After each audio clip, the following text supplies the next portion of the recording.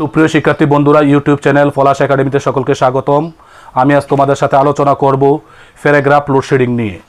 তোমরা একটু লক্ষ্য করো, একটু শর্ট একটা তোমার paragraph.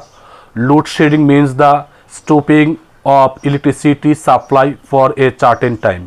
It happens when the production of electricity is the less than and demand. In many areas, people suffer from load shedding every day.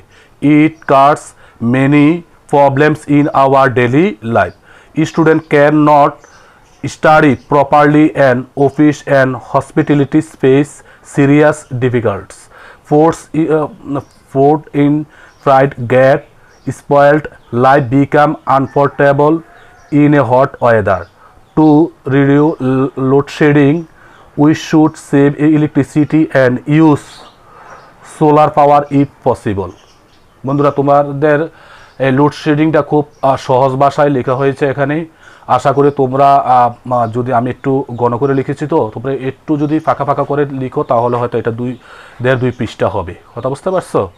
তো সবাই ভালো থাকো, দেখা হবে নতুন কোনো